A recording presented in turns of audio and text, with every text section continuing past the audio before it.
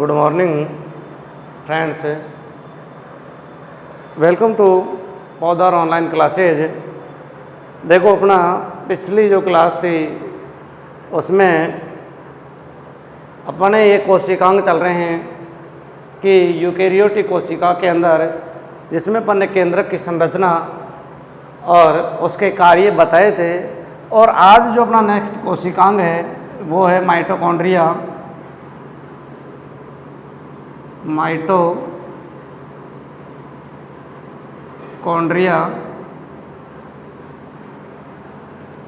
देखो माइटोकॉन्ड्रिया जो है ये अपने भी शरीर का एक महत्वपूर्ण कोशिकांग है और इसकी संरचना, कार्य, आकार, स्थिति के बारे में आज अपन अध्ययन करेंगे। माइटोकॉन्ड्रिया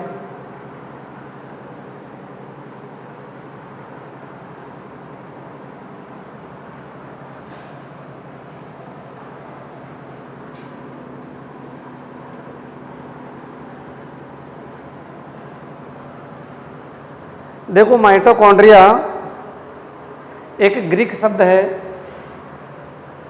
माइटोकॉन्ड्रिया कैसा शब्द है कि ग्रीक शब्द है, जिसका यदि अपन उच्चारण के रूप में देखें तो थ्रेड अर्थात धागा और कॉन्ड्रियन अर्थात ग्रैन्युल्स कणिका।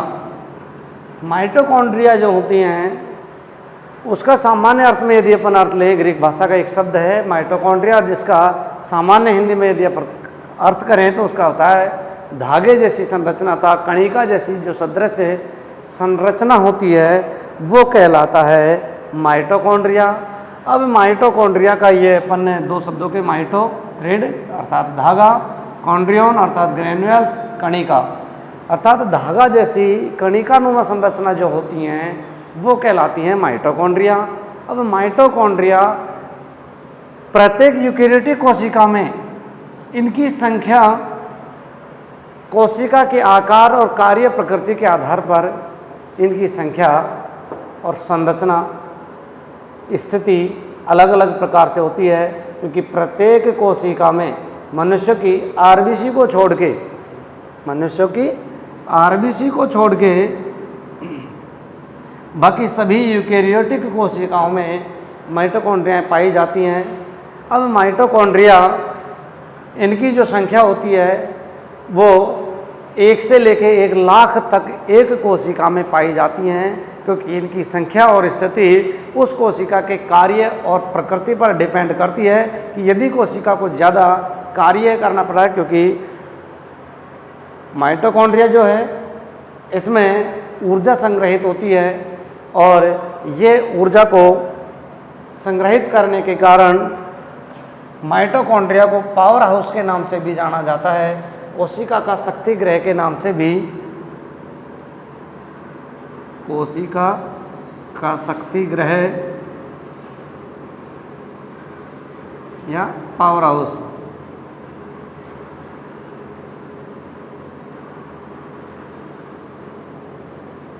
तो माइटोकॉन्ड्रिया को कोशिका का पावर हाउस क्यों कहा जाता है?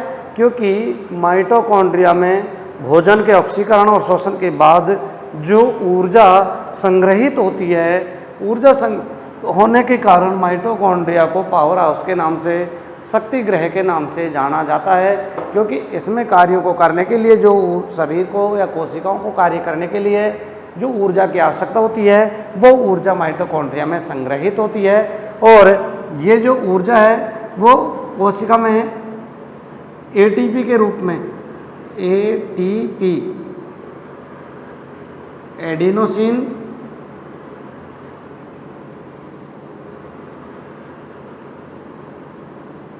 ट्राइफॉस्फेट,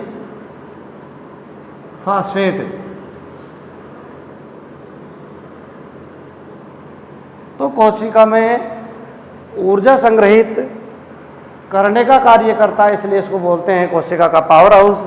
और इसमें जो ऊर्जा संग्रहित होती है वो होती है एटीपी के रूप में। एक तो थोड़ा सा ये ध्यान रखना है कि यूकेरियोटिक सभी कोशिकाओं में इन माइटोकॉन्ड्रिया की संख्या 1 से लेकर 1 लाख तक और भी अधिक संख्या इनकी हो सकती है, ये कोशिका की प्रकृति पर डिपेंड करती है कि जिस कोशिका को जितनी अधिक ऊर्जा की आवश्यकता होगी उसमें माइटोकॉन्ड्रिया की संख्या उतनी ही अधिक होती है। बाकी मनुष्य की जो आरबीसी होती हैं, आरबीसी, उस आरबीसी में माइटोकॉन्ड्रिया एब्सेंट होती है और ये वैसे केंद्रक विहीन भी है क्योंकि मनुष्य की आरबीसी में केंद्रक भी नहीं पाया जाता। एक और इसकी महत्वपूर्ण बात है कि माइटोकॉन्ड्रिया में अपना स्वयं का डीएनए पाया जाता है, इसलिए इसमें प्रतिकृतिकरण की प्रक्रिया भी पाई जाती है। इसमें डीएनए का आनुवंशिक पदार्थ है, तो माइटोकॉन्ड्रिया में अपना स्वयं का डीएनए भी पाया जाता है। ये दो चीज़ महत्वपूर्ण है, दोनों कोशिकांग कई बार एग्जाम में पूछे जाते हैं कि वो कौन सा कोशिकांग है जिसमें अपना स्वयं का डीएनए पाया जाता है, तो माइटोकॉन्ड्रिया है, ये एकमात्र एक ऐसा कोशिकांग है। बाकी डीएनए केवल किस में पाया जाता है? केंद्रक में। बाकी केंद्रक के अलावा माइटोकॉन्ड्रिया भी एक ऐसा कोशिकांग है जिसमें अपना स्वयं का डीएनए पाया जाता है। तो इस आधार पर माइटोकॉन्ड्रिया को एक विशेष कोशिकांग का दर्जा दिया गया है क्योंकि इसमें भी केंद्रक की भांति अपना डीएनए पाया जाता है। आनुवंशिक पदार्थ डीएनए उपस्थित होने के कारण इसमें प्रतिकृतिकरण की क्रिया पाई जाती है। और इसका अब अपन आगे स्ट्रक्चर देखते हैं, इसकी संरचना देखते हैं।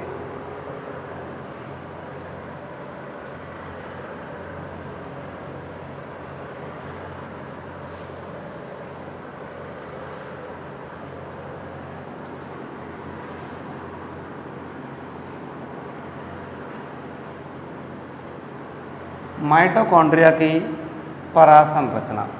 देखो, परासंरचना अल्ट्रा स्ट्रक्चर देखने के लिए अपन इसकी एक बार डायग्राम बना लेते हैं। तो माइटोकॉन्ड्रिया का जो स्ट्रक्चर है, माइटोकॉन्ड्रिया की जो संरचना है वो जूते की तली जो होती है, जूते की तली के आकार की संरचना होती है इसकी, और इस पर दो झिल्लियाँ पाई जाती हैं। इसकी आंतरिक झिल्ली में इस तरह से वलन पाया जाता है।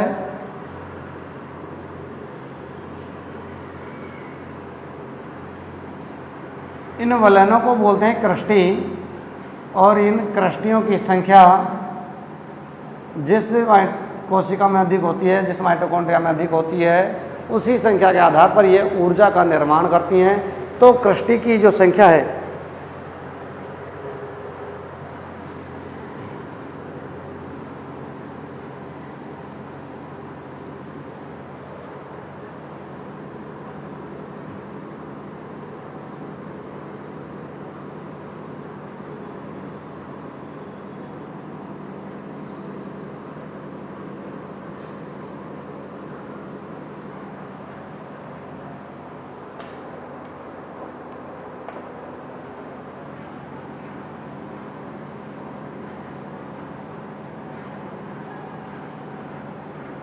ये डीएनए है,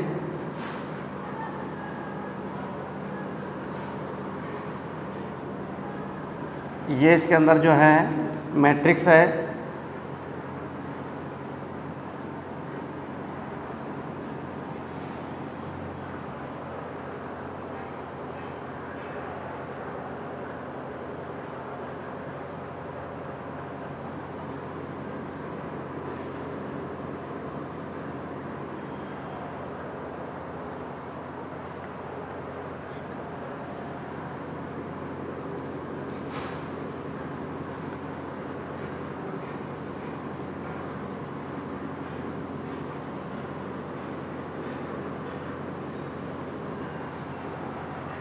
देखो माइटोकॉन्ड्रिया की संरचना, ये बाह्य डायग्राम के संरचना के रूप में अपन देखते हैं। तो बाह्य संरचना के रूप में माइटोकॉन्ड्रिया एक दोहरी झिल्ली युक्त कोशिकांग है। इसको अपन पिछली छोटी क्लास में भी पढ़ चुके हैं कि माइटोकॉन्ड्रिया एक दोहरी झिल्ली युक्त कोशिकांग है।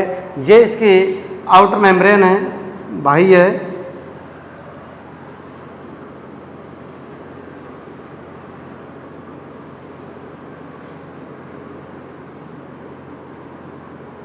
बाह्य झिल्ली, ये माइटोकॉन्ड्रिया की बाह्य झिल्ली है जो इसको कवर करने का कार्य करती है।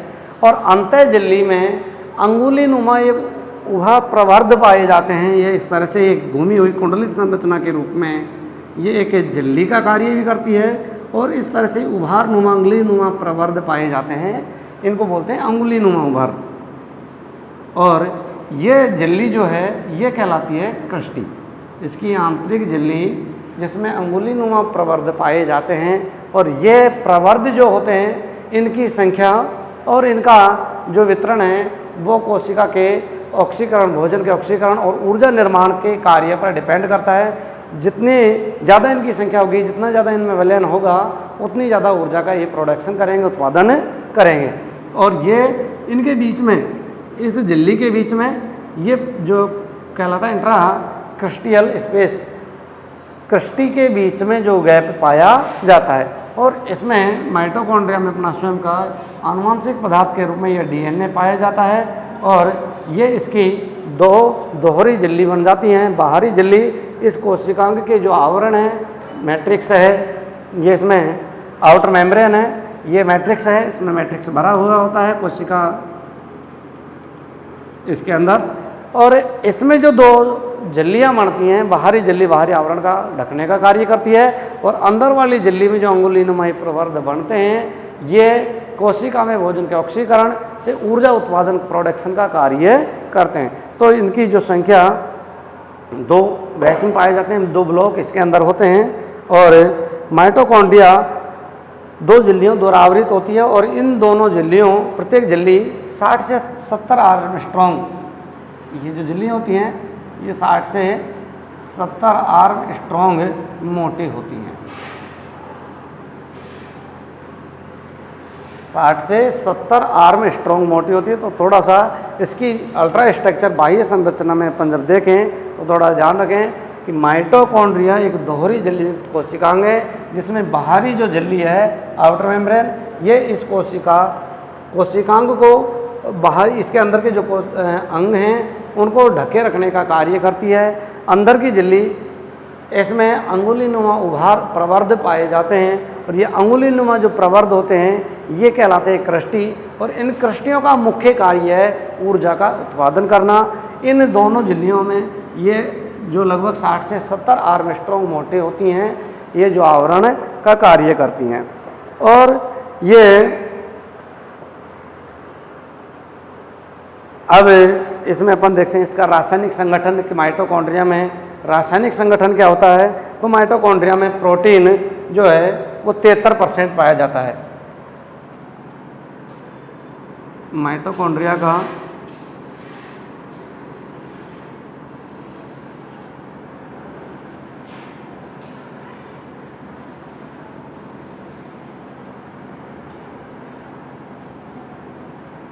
रासायनिक संगठन,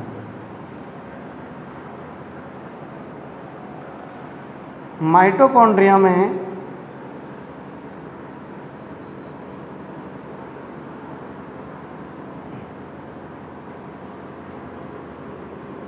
प्रोटीन 73% पाया जाता है। जो माइटोकॉन्ड्रिया का रासायनिक संगठन या विधि अपन देखें तो उसमें 73% प्रोटीन और 25 से 30% लिपिड से बनी होती हैं तथा 25 से 30% लिपिड अर्थात वसा लिपिड से बनी होती है। तो माइटोकॉन्ड्रिया का रासायनिक संगठन है कि माइटोकॉन्ड्रिया में अधिकतर तो माइटोकॉन्ड्रिया प्रोटीन की बनी होती है और उसमें 25 से 30% लिपिड की मात्रा भी पाई जाती है। और लिपिड में भी लिपिड का कुल भाग का लगभग 90% भाग फास्फोलिपिड। अब यदि अपन लिपिड का भाग देखें तो लिपिड का लगभग 90% भाग फास्फोलिपिड होता है।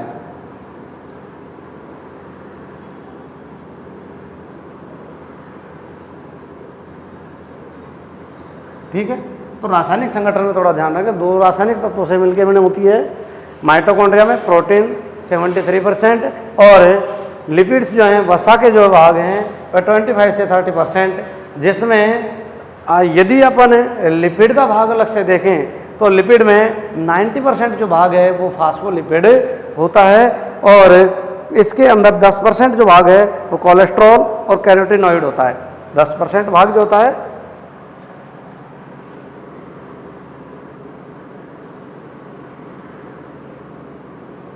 कोलेस्ट्रॉल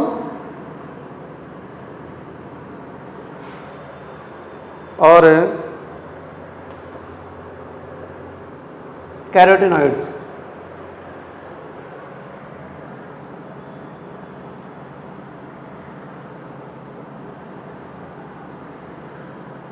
ये कोलेस्ट्रॉल और कैरोटीनॉइड्स पाए जाते हैं। तो इस प्रकार से ये माइटोकॉन्ड्रिया की स्ट्रक्चर कंप्लीट होती है। माइटोकॉन्ड्रिया का रासायनिक संगठन, अल्ट्रा स्ट्रक्चर। रासायनिक संगठन में दो तत्व बस ध्यान रखने हैं, जिसमें पहला है प्रोटीन जिसमें 73%, और लिपिड्स जो हैं वो 25 से 30% पाए जाते हैं। इनमें फास्फोलिपिड लगभग 90% और अन्य जो भाग है 10% वो कोलेस्ट्रॉल और कैरोटीनॉइड के रूप में होता है। तो ये इसके अल्ट्रा स्ट्रक्चर और रासायनिक संगठन होता है। अब इसमें अपन देखें तो इसमें प्रारंभिक कण पाए जाते हैं जिनको अपन F1 कण के नाम से जानते हैं। प्रारंभिक जो कण होते हैं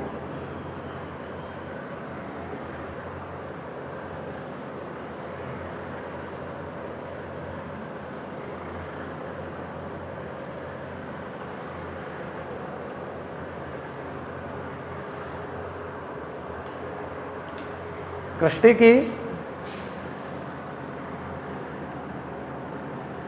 आंतरिक सतह पर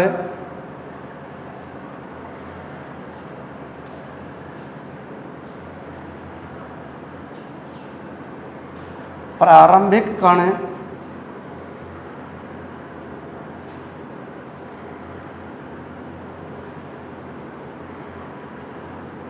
जिनको F1 कण भी कहते हैं,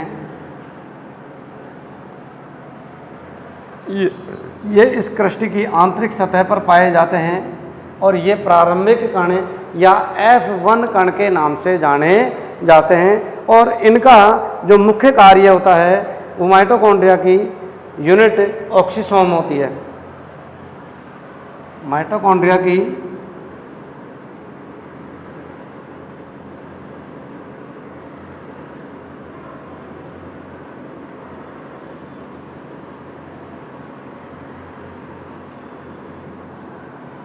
ऑक्सीसोम होती हैं।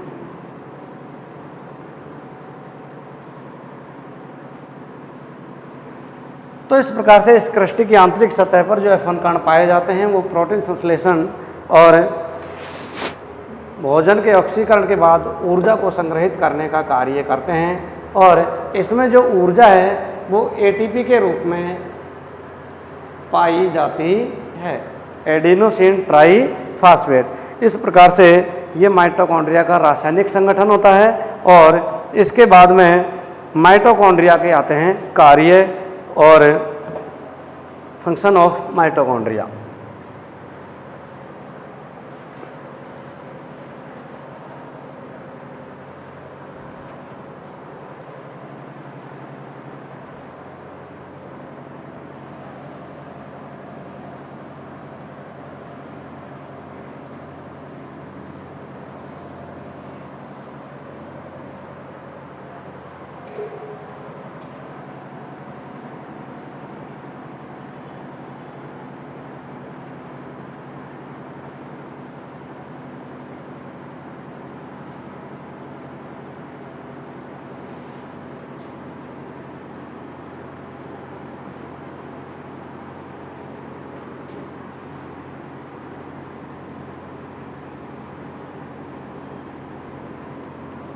Function of mitochondria. तो देखो शरीर में माइटोकॉन्ड्रिया का मुख्य कार्य तो अपन ने बता दिया कि भोजन के ऑक्सीकरण के बाद ये सबसे महत्वपूर्ण कार्य तो इसका है ऊर्जा का संग्रह करना, स्टोरेज ऑफ एनर्जी। पहला कार्य इसका है श्वसन या खाद्य पदार्थों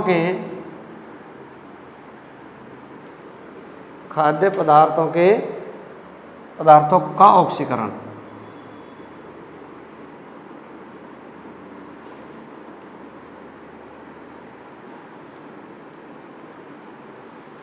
माइटोकॉन्ड्रिया का मुख्य कार्य श्वसन के मुख्य श्वसनाधार होते हैं। इसमें जो भी अपने खाद्य पदार्थ होते हैं उन खाद्य पदार्थों का ऑक्सीकरण होता है और भोजन का ऑक्सीकरण से ऊर्जा प्राप्त होती है और उस ऊर्जा का संग्रह माइटोकॉन्ड्रिया में एटीपी के रूप में किया जाता है। ये इसका मेन कार्य है कि जैसे ही भोजन के पाचन के बाद भोजन का ऑक्सीकरण होता है, भोजन के ऑक्सीकरण से ऊर्जा के रूप में तो एटीपी और अन्य जो अपशिष्ट पदार्थ बनते हैं CO2 और H2O, उसको ये बाहर छोड़ देता है अपशिष्ट पदार्थ के रूप में। दूसरा जो कार्य है वो है पीतक निर्माण।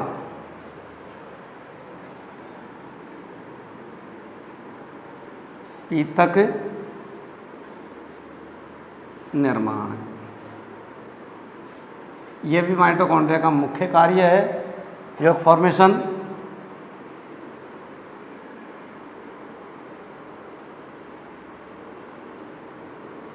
कि माइटोकॉन्ड्रिया के द्वारा अंड जनन के समय पीतक का निर्माण किया जाता है। जैसे ही अंड जनन की प्रक्रिया होती है, उस अंड जनन की प्रक्रिया के समय अंडाणु के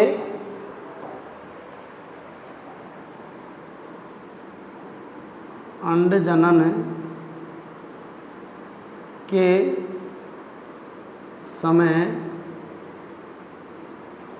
अंडाणु में यौगिक पीतक जिसको बोलते हैं अपन, निर्माण का कार्य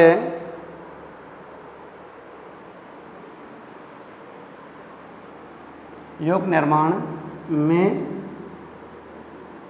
सहायक है। कि माइटोकॉन्ड्रिया का मुख्य कार्य तो भोजन का ऑक्सीकरण करके और ऊर्जा को संग्रहित करना तथा अन्य अपशिष्ट पदार्थ CO2 और H2O का बाहर उत्सर्जन करना। दूसरा इसका मुख्य कार्य है पीतक निर्माण, यौगिक निर्माण, यौगिक फॉर्मेशन। कि जैसे ही ओगोजेनेसिस क्रिया होती है, अंड जनन की क्रिया जो होती है, तो अंड जनन की क्रिया के समय अंडाणु में यौगिक जो निर्माण की क्रिया में भी ये माइटोकॉन्ड्रिया सहायक होता है और वसा का उपापचय। नेक्स्ट कार्य है वसा मेटाबॉलिज्म, वसा का उपापचय।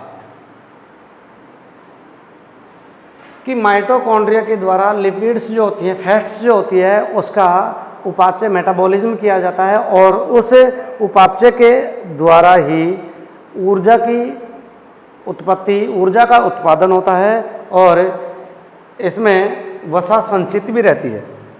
इसलिए वसा उपापचय का कार्य भी माइटोकॉन्ड्रिया के द्वारा किया जाता है। और एक लास्ट कार्य है सिक्रेशन, स्रावण।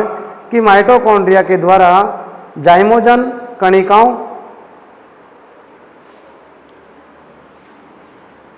स्रावण, चौथा कार्य इसका सिक्रेशन, स्रावण। कि माइटोकॉन्ड्रिया के द्वारा जाइमोजन कणिकाओं के द्वारा स्रावण का कार्य किया जाता है। तो इस प्रकार से माइटोकॉन्ड्रिया अपने शरीर का यूकेरियोटिक कोशिका के कोशिकांगों में एक महत्वपूर्ण कोशिकांग है। तो आज अपने ये तीसरा कोशिकांग है माइटोकॉन्ड्रिया, केंद्रक करवा दिया। और कोशिका भित्ति, सेल वेल, कोशिका झिल्ली। तो ये नेक्स्ट जो कोशिकांग था अपना माइटोकॉन्ड्रिया, ये कोशिका का पावर हाउस के नाम से भी जाना जाता है। और इसकी आज अपन ने संरचना, कार्य और इसकी स्थिति के बारे में जाना कि माइटोकॉन्ड्रिया ये अपना शरीर का एक महत्वपूर्ण कोशिकांग है क्योंकि इसमें ऊर्जा संग्रहित होती है। इसका सबसे महत्वपूर्ण प्रश्न तो यह है कि माइटोकॉन्ड्रिया में अपना स्वयं का DNA पाया जाता है। और ये इसके चार कार्य थे कि मुख्य कार्य तो इसका है श्वसन, या श्वसनाधार के रूप में ये खाद्य पदार्थों का ऑक्सीकरण करता है, और खाद्य पदार्थों का ऑक्सीकरण करने के बाद में जो ऊर्जा उत्पन्न होती है उसको तो ये एटीपी के रूप में संग्रहित करके रखता है तथा वेस्टेज पदार्थ के रूप में CO2 और H2O को बाहर उत्सर्जित कर देता है, जिससे अन्य सहायक जो कोशिकाएं हैं उनके द्वारा अपशिष्ट पदार्थों को बाहर उत्सर्जित कर दिया जाता है। दूसरा इसका जो मेन कार्य है वो है योग फॉर्मेशन, पीतक निर्माण की अंड जनन की क्रिया के समय जो अंडाणु में योग निर्माण की प्रक्रिया होती है उस प्रक्रिया में भी माइटोकॉन्ड्रिया मुख्य रूप से सहायक होती है। तीसरा कार्य इसका वसा उपापचय कि वसा उपापचय में भी माइटोकॉन्ड्रिया अपना मुख्य भूमिका निभाती है, क्योंकि माइटोकॉन्ड्रिया में वसा संचित होती है। और एक लास्ट कार्य था स्रावण, और स्रावण का कार्य भी माइटोकॉन्ड्रिया के द्वारा जाइमोजन जो कणिकाएं होती हैं इनके द्वारा किया जाता है। तो आज का टॉपिक अपना इतना ही, अगला नेक्स्ट कोशिकांग फिर अगली वीडियो में।